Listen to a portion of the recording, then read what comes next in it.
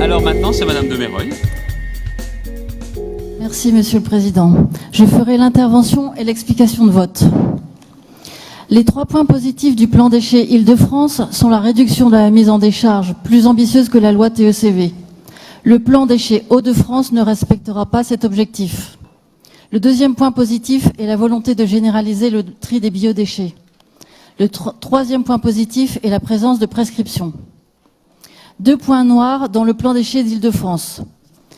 Les déchets des grands travaux arrivent dans l'Oise. Notre région devient la poubelle de l'Île-de-France.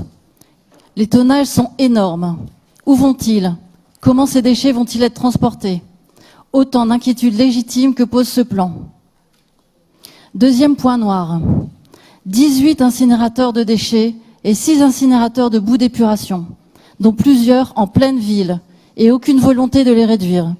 C'est dramatique pour les habitants de l'Île-de-France, d'autant plus que la concentration d'habitants y est la plus importante de France. Leur PRPGD prescrit de ne pas en rajouter. C'est bien le minimum que cette région puisse faire, contrairement au plan déchets des Hauts-de-France qui laisse la porte ouverte à de nouveaux incinérateurs ou à l'augmentation des capacités. L'incinération arrange bien les élus. Les déchets sont un sujet tabou. C'est dans un premier temps ne pas demander trop d'efforts à leurs électeurs. Et cela leur épargne les efforts de réduction et de prévention des déchets. Incinérer, c'est mettre sous le tapis le sujet des déchets. Comme par miracle, les volumes des déchets baissent de 90%. Leur masse baisse de 70%. Au vu des conséquences de la pollution engendrée par ces incinérateurs, leurs électeurs leur demanderont un jour des comptes. Le lobby de l'incinération a procédé dans les années 2000 à une grande manipulation collective. Il a réussi à transformer son sale boulot de brûlage de déchets en valorisation énergétique. Je m'explique. Les incinérateurs brûlent des milliers de tonnes de déchets. Le lobby des déchets a manœuvré pour que cette activité soit considérée comme une production d'énergie, renouvelable en plus.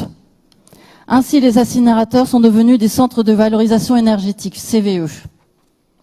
Alors certes, une partie de l'énergie est depuis réutilisée, mais on ne parle plus des milliers de tonnes de polluants dans l'air, des réfiums et des mâchefers. Les déchets qui sortent des incinérateurs sont beaucoup plus toxiques que les déchets qui y entrent. Les incinérateurs contaminent l'air, les aliments, le sol, et ils contaminent donc l'homme. Les substances toxiques rejetées par les fumées de l'incinérateur Flamme-Ovale à Saint-Omer, ce sont 70 000 mètres cubes heure, 24 heures sur 24, 365 jours par an. Quels sont les polluants mesurés en sortie de cheminée en kilos par an émis par cet incinérateur?